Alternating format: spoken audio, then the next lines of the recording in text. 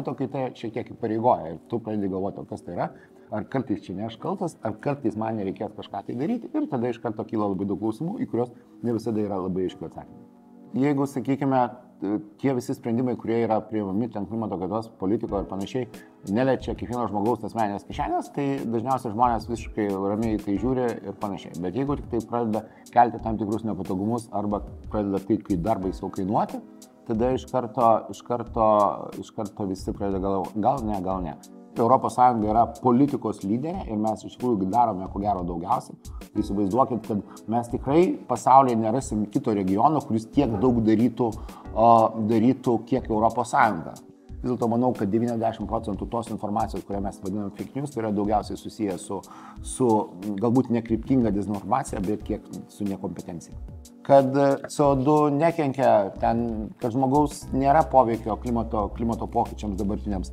Tikrai pilnas internetas tokios informacijos, kiek ten yra dezinformacija, kiek tai yra toks, kaip sakoma, nekompetencija, čia kitas klausimas, bet tu visą laiką gali rasti, jeigu tu nori rasti, rūkyti, ko gero irgi, kad rūkymas nekenkia sveikatai, ko gero gerai pasikapstęs internete, rastum ne vieną tokį informacijos šaltinį, kur tau sakytų, va taip. Tai čia yra visur tai.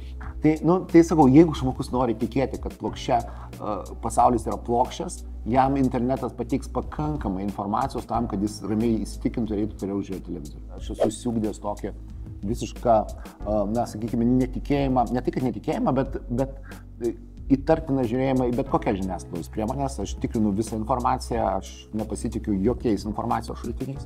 Todėl man turi susidėlioti viskas į vieną krūvelę iš skirtingų informacijos šaltinių, gauti skirtingus duomenis ir panašiai, tada viskas eina į priekį normaliai. Bet su tom vertybėm, kurios mes puoselėjam, aš neturiu, kaip demokratiniam pasaulyje mes galėsime su tokiais informacijos rautais.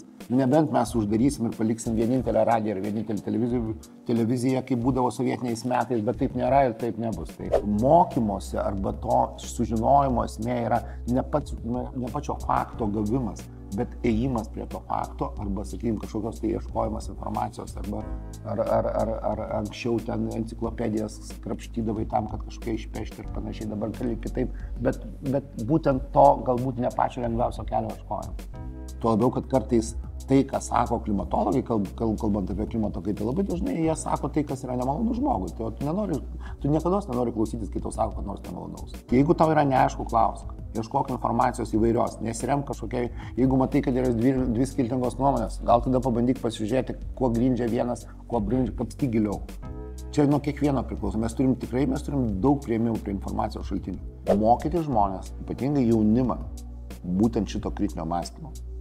Jie turėtų visą informaciją, kurią jie gauna, priimti, pergromuliuoti per save, pasižiūrėti, susijęti su savo žiniomis, kurios jie gauna iš įvairių sričių ir tada jau spręsti, kiek ta informacija yra teisinga. Aš manau, kad ir dabar susidūrę su ta klimato kaitos problema, arba kaip dabar mėgstama sakyti, klimato krize, mes tas išeitis rasime, bet tam reikia mūsų visų susitelkimo, bent jau tos visuomenės dalies, kurie supranta, kiek svarbi yra šita problema. Dezinformacijos kojos trumpos, bet pėdsakai gilūs. Neapsigaukite.